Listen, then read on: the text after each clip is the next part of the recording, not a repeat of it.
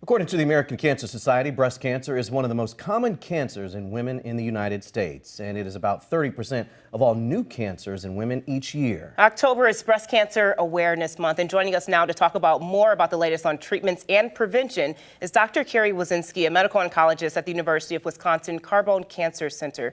Thank you for your time this afternoon. We also want to talk about the treatment. What is the latest on treatment efforts? Yeah, there are several new treatments available for breast cancer now. First, there's new data for immunotherapy for a type of breast cancer called triple-negative breast cancer, which lacks the hormone receptors in this receptor called HER2. And this cancer tends to be more common in women who are younger than age 40, who are Black, or who have a BRCA mutation. There's also a new potential classification of a breast cancer that's HER2 negative, but now we're calling it HER2 low. And this is because of a new treatment that we have called trastuzumab deruxtecan, or TDXD for short, that's really showing benefit in those patients affected by that type of breast cancer. We're also expanding the use of a medication class called CDK4/6 inhibitors, which disrupt cancer cell proliferation.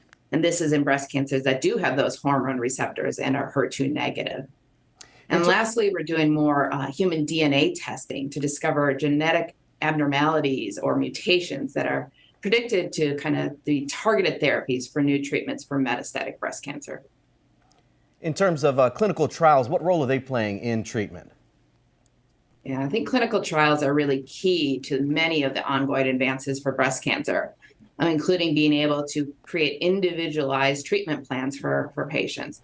Some of these right now, or some of these studies are including studies of reduced intensity or duration of treatments for early stage breast cancer. In addition, there are studies of new treatments for both metastatic or early stage breast cancer. Clinical trials are available throughout the state of Wisconsin, and I'd encourage anyone impacted by cancer, including breast cancer, to ask their oncology team about clinical trials. When you talked about the different types of treatments, you used a lot of technical terms. Can you make it a little bit simple for us? What does this mean for people who maybe are diagnosed? Yeah, so I think the biggest thing about being diagnosed with breast cancer is that there are multiple types of breast cancer. And we do some initial testing after a biopsy to really try to classify the type of breast cancer. So the hormone receptors, the estrogen, progesterone receptor, and this HER2 receptor are really important. But we're able to do kind of deeper dive testing now to really understand what is driving that cancer's growth and what treatments should we use for that individual patient. Any other advice for folks dealing with cancer and their families supporting them as well?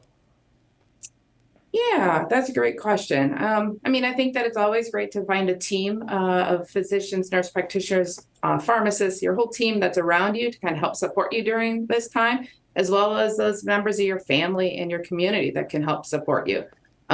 Being willing to ask for help, but also accept help is important. And, set limits around kind of what type of help you want to have from those that are around you. It's really sometimes people are really kind and courteous and want to help out a lot, but sometimes it's not what you need at that moment.